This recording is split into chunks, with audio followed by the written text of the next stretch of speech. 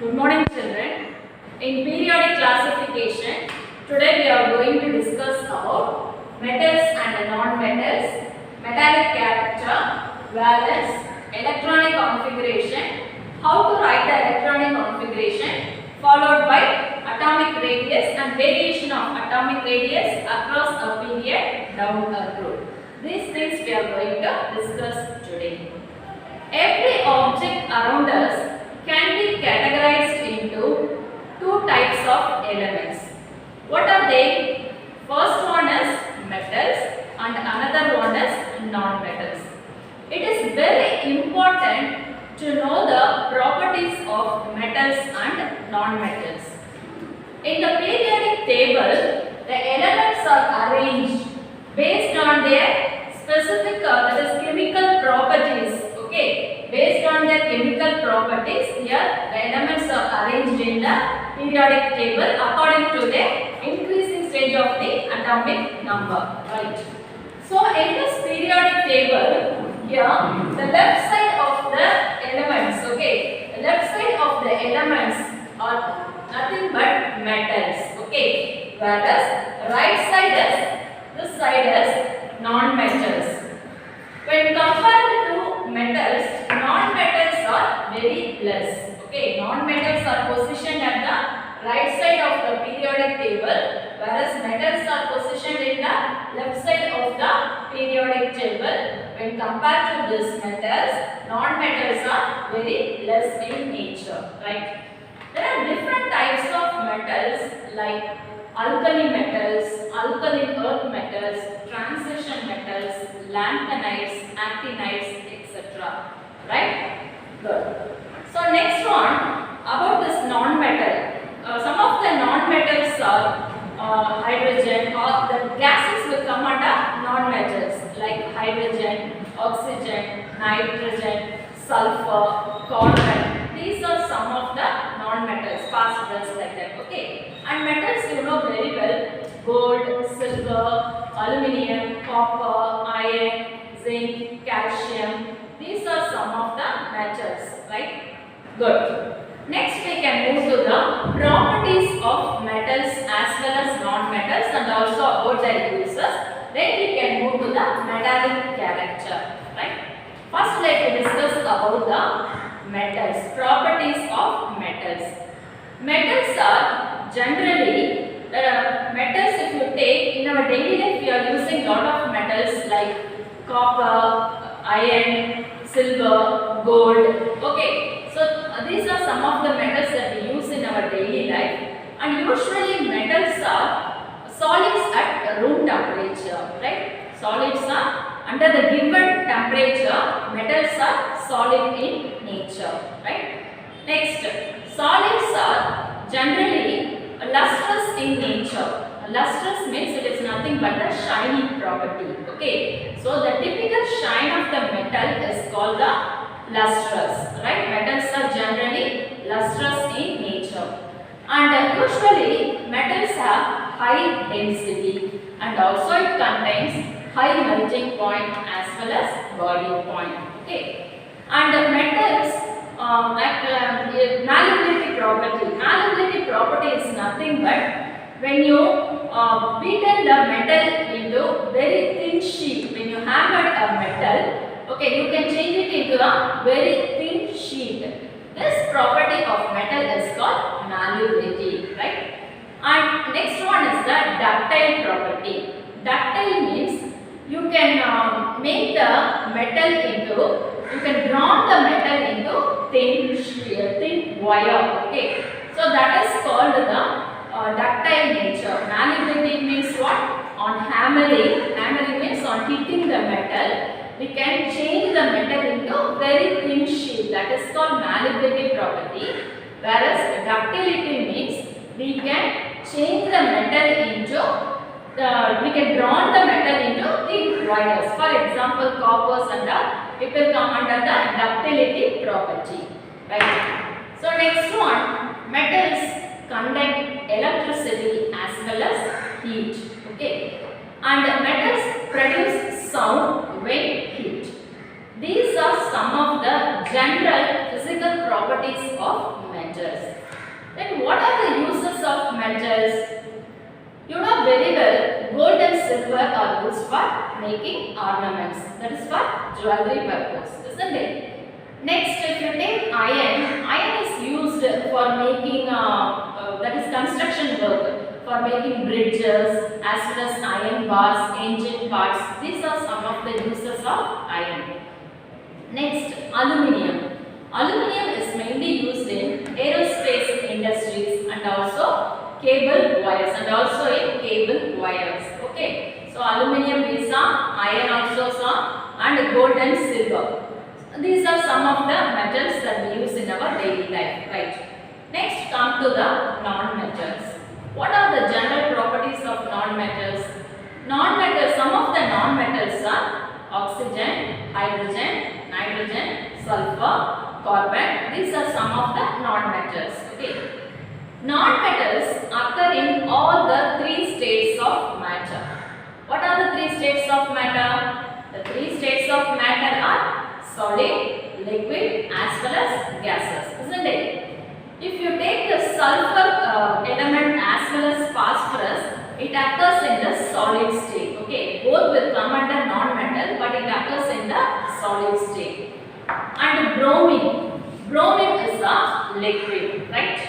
And gases are, that is oxygen, nitrogen are some of the gases.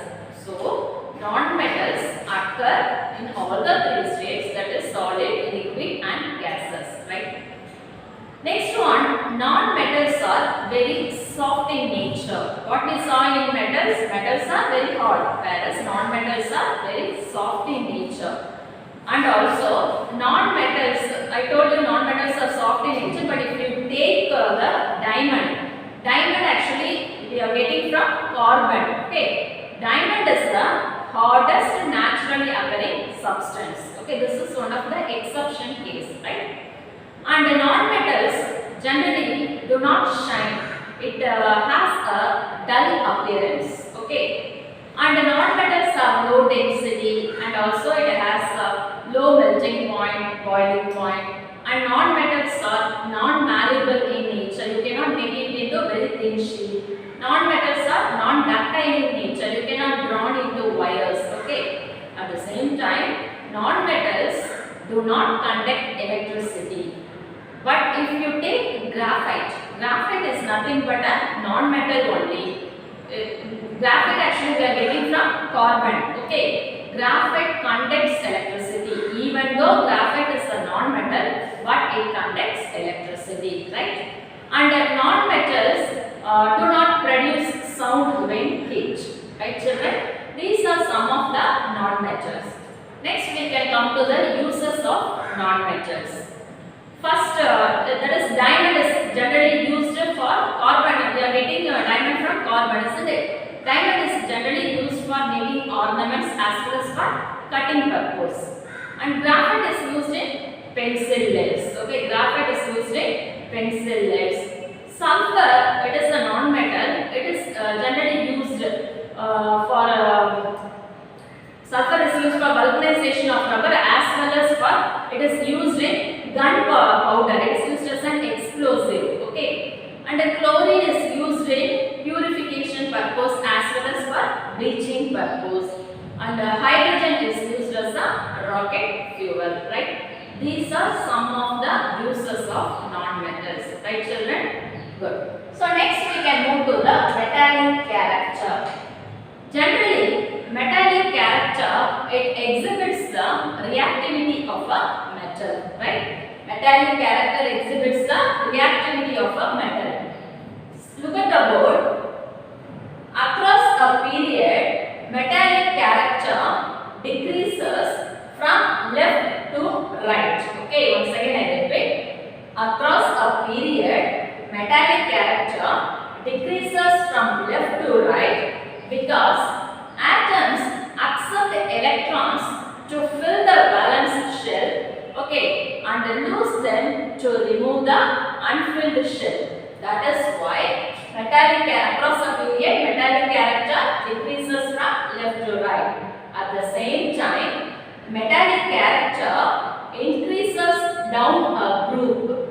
Here, why? Because the shell number increases. Okay, the shell number increases. At the same time, the valence electrons decreases. Why? Because the outermost orbit moves farther away from the nucleus. That is why metallic character increases down the road. Got it, children? Right. Next we can move to valence. Valency means what? First you should know about the subatomic particles.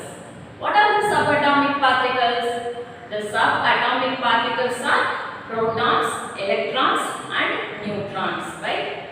Protons and neutrons are present at the center of an atom, that is called nucleus, right? And electrons revolving around the nucleus in circular orbit, that is called shells or orbits. Okay, for example, you see this electronic configuration. Here this inside this part is the center of the atom. This is called nucleus. Inside this nucleus what is present? Protons and neutrons are present. Atomic number is based on number of protons, isn't it? Here these are some of the electrons. Okay, these are some of the electrons which revolves around the nucleus in circular orbits, and these are called the shells or orbits. Got it, children? Right. Then what is meant by electronic configuration? That is actually valence electrons means what?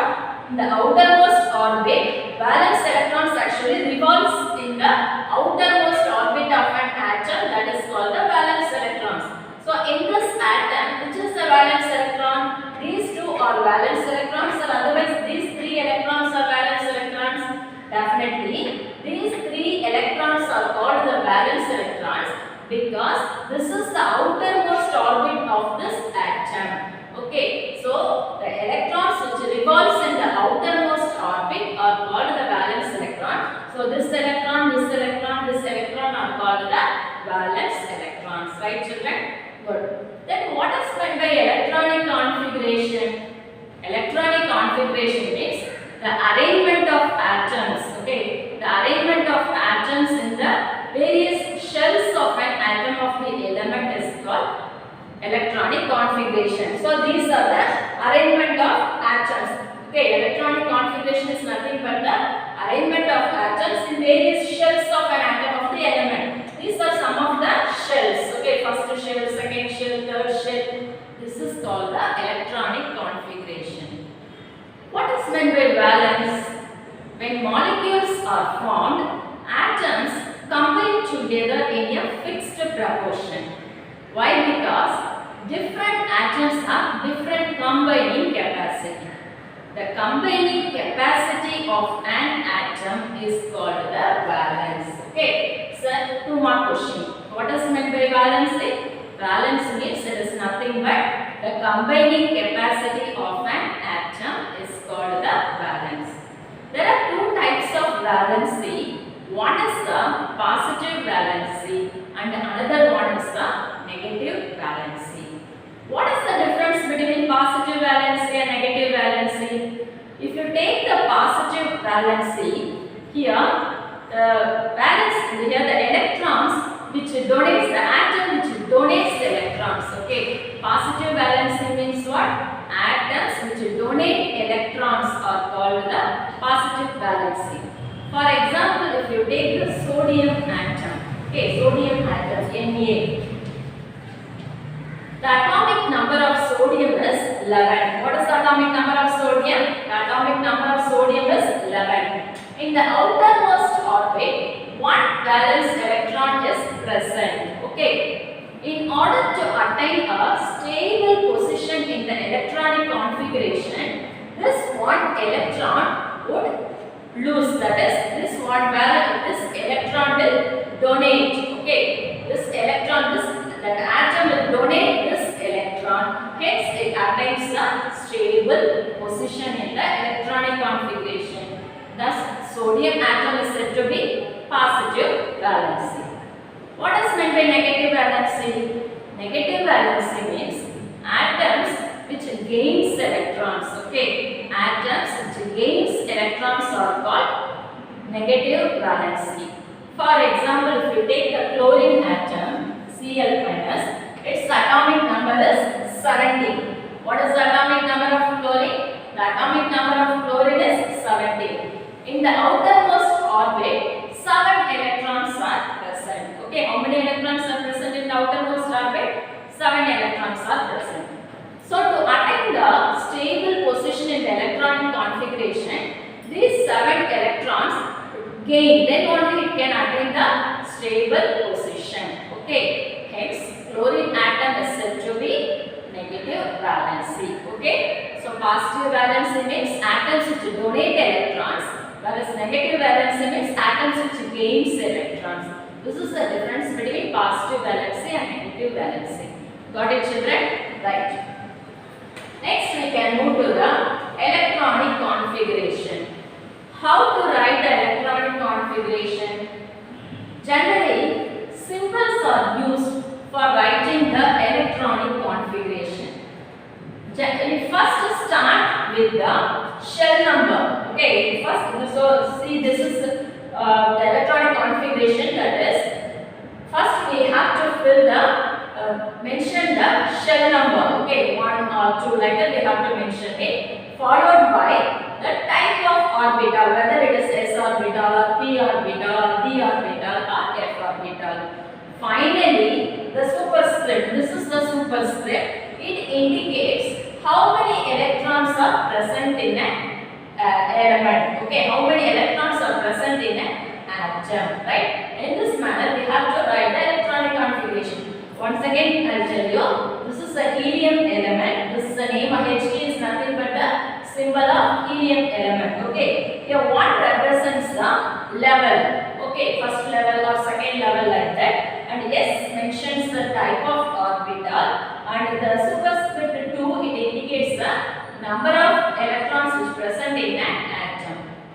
For example, if you take oxygen atom, if you look at the periodic table, you can find that oxygen has 8 electrons. Okay, so the oxygen would fill in the following order, that is 1s, 2s, 2p. Right. So what is the oxygen is atomic number is nothing but 18. Okay, if you look at the periodic table, oxygen has 8 electrons. Oxygen contains how many electrons? 8 electrons. So these 8 electrons would be written like this in the periodic table. That is, electronic configuration we have to mention like this. In this order only we have to write mention the 8 electrons. That is 1s, 2s, 2p.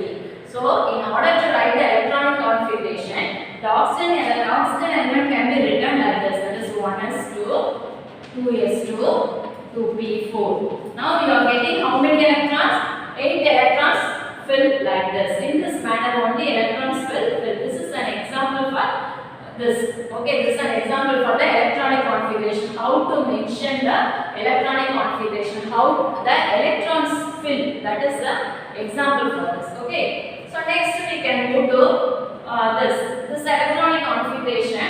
Here atomic number is given, symbol is given, electronic configuration is given, also number of valence electron is given. Okay. For example, if you take the atomic number 1, hydrogen atomic number is 1, and its electronic configuration would be written like this, that is 1s1. So how many valence electrons are present in hydrogen atom? Only 1 electron. Look at the electronic configuration. So this is the center of an atom. In this outermost orbit, how many electrons are present? Only 1 electron is present, isn't it? So 1 electron is present. Next, if you take the helium atom, the symbol of helium is He, and its electronic configuration is 1s2, isn't it? So see the helium atom, that is helium. See here in the outermost orbit, how many electrons are present? 1 electron. This is 1 electron. So totally 2 electrons are present in helium element. Okay, so 1s2. Number of valence electrons is 2. Valence electron is based on what? Valence electrons are based on the outermost electrons. Okay, so for this atom, this is the outermost electron. So 2 valence electrons are present.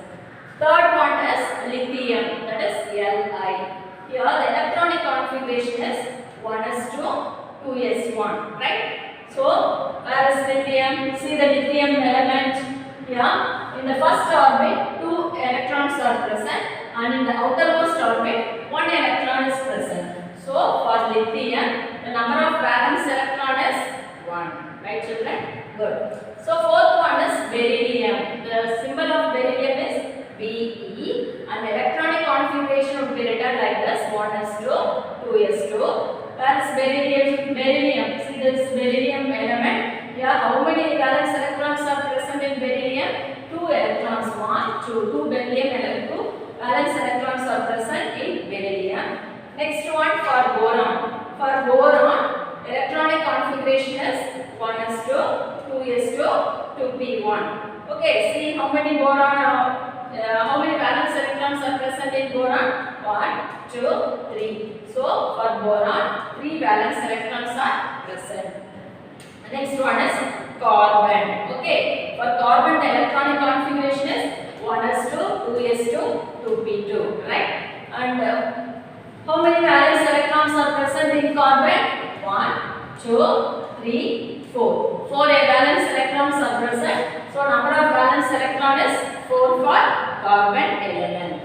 Next one is nitrogen. Its electronic configuration is 1s2, 2s2, 2p3. In the last class we have discussed about how to write the electronic configuration by the orbital diagram, isn't it? So that step only we have to follow for writing the electronic configuration. And for nitrogen element, see 1, 2, 3, 4, 5. 5 valence electrons are present. That's what I have mentioned. 5. Got it children?